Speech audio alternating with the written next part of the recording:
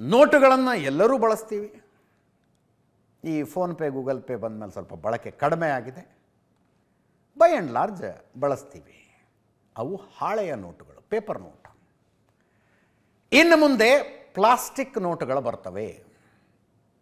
10 ಮತ್ತು 20 ರೂಪಾಯಿಯ ಮುಖಬೆಲೆಯ ಪ್ಲಾಸ್ಟಿಕ್ ನೋಟುಗಳು ಇನ್ನು ಮುಂದೆ ಬರ್ತವೆ. ಸರ್ಕಾರ RBIಗೆ ಪ್ಲಾಸ್ಟಿಕ್ ನೋಟುಗಳನ್ನು ಪ್ರಿಂಟ್ ಮಾಡಿ ಅಡ್ಡಿ ಇಲ್ಲ ಅಂತ ಹೇಳಿದೆ. ಮೊದಲು 10-20 ರೂಪಾಯಿ ನೋಟುಗಳು ಬರ್ತವೆ.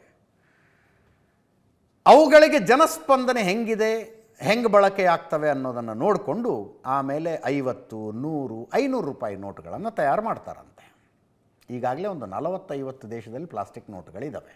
ಹಂಗೆ ನೋಡಿದ್ರೆ ಭಾರತ ಲೇಟ್ ಇದು. ಏನು ಲಾಭ ಪ್ಲಾಸ್ಟಿಕ್ ನೋಟು ತರೋದ್ರಿಂದ? ಈ ನೋಟುಗಳ ಬಾಳಿಕೆ ಹೆಚ್ಚು. ಪೇಪರ್ ನೋಟುಗಳು ಬೇಗ ಹಾಳಾಗ್ತವೆ, ಬೇಗ ಹರಿತವೆ. ನೋಟುಗಳು ಹರಿದಾಗ ಅಷ್ಟೇ ಮುಖಬೆಲೆಯ ನೋಟುಗಳನ್ನು RBI ಮತ್ತೆ ಪ್ರಿಂಟ್ ಮಾಡಬೇಕು. ಒಂದು ವರ್ಷಕ್ಕೆ ನೋಟ್ ಪ್ರಿಂಟ್ ಮಾಡೋದಕ್ಕೆ 6,000 ಕೋಟಿ ರೂಪಾಯಿಯನ್ನು RBI ಖರ್ಚು ಮಾಡುತ್ತೆ. ನೋಟ್ ಪ್ರಿಂಟ್ ಮಾಡೋದಕ್ಕೆ, ಹೊಸ ನೋಟ್ ಪ್ರಿಂಟ್ ಮಾಡೋದಕ್ಕೆ. ಪೇಪರ್ ನೋಟಿಗೆ ಹೋಲಿಸಿದರೆ ಪ್ಲಾಸ್ಟಿಕ್ ನೋಟು 6 ಪಟ್ಟು ಹೆಚ್ಚು ದೀರ್ಘವಾಗಿ ಬಾಳಿಕೆಗೆ ಬರ್ತವಂತೆ. 6 ಪಟ್ಟು ಹೆಚ್ಚು.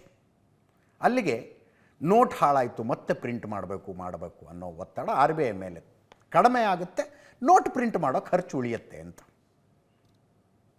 10-20 ರೂಪಾಯಿ ನೋಟುಗಳು ನೆಕ್ಸ್ಟ್ ಇಯರ್ ಬಿಗಿನಿಂಗಿಂದ ಚಲಾವಣೆಗೆ ಬರ್ತವೆ. ಮೊದಲು 100 ಕೋಟಿ ರೂಪಾಯಿ ಮೊತ್ತದ ಪ್ರಿಂಟ್ ಮಾಡ್ತಾರಂತೆ. ಅಂದರೆ ವರ್ತ್ 100 crores ಪ್ರಿಂಟ್ ಮಾಡ್ತಾರಂತೆ. ಆಮೇಲೆ ಮತ್ತೆ ಜಾಸ್ತಿ ಮಾಡ್ತಾ ಹೋಗ್ತಾರೆ. 6 ಪಟ್ಟು ದೀರ್ಘ ಬಾಳಿಕೆ ಪೇಪರ್ ನೋಟುಗಳಿಗೆ ಹೋಲಿಸಿದರೆ ಈಗಾಗಲೇ 50 ದೇಶಗಳಲ್ಲಿ ಪ್ಲಾಸ್ಟಿಕ್ ನೋಟುಗಳು ಚಲಾವಣೆಯಲ್ಲಿದ್ದಾವೆ. ಪ್ಲಾಸ್ಟಿಕ್ ನೋಟಿದ್ದು ಇನಿಷಿಯಲ್ ಪ್ರಿಂಟಿಂಗ್ ಕಾಸ್ಟ್ ಜಾಸ್ತಿ. ಪೇಪರ್ ನೋಟ್ ಆದರೆ 1 ರೂಪಾಯಿನಿಂದ 3 ರೂಪಾಯಿ ತನಕ ಖರ್ಚಾಗತ್ತಂತೆ ಒಂದು ನೋಟ್ ಪ್ರಿಂಟ್ ಮಾಡೋದಕ್ಕೆ.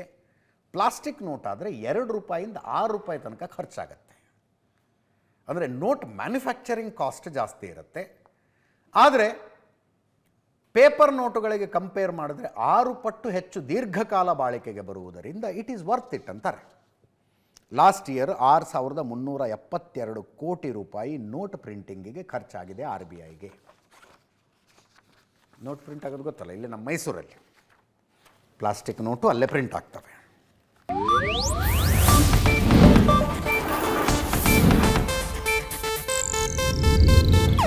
ಇದು ಏಷ್ಯಾನೆಟ್ ನ್ಯೂಸ್ ನೆಟ್ವರ್ಕ್ ಪ್ರಸ್ತುತಿ.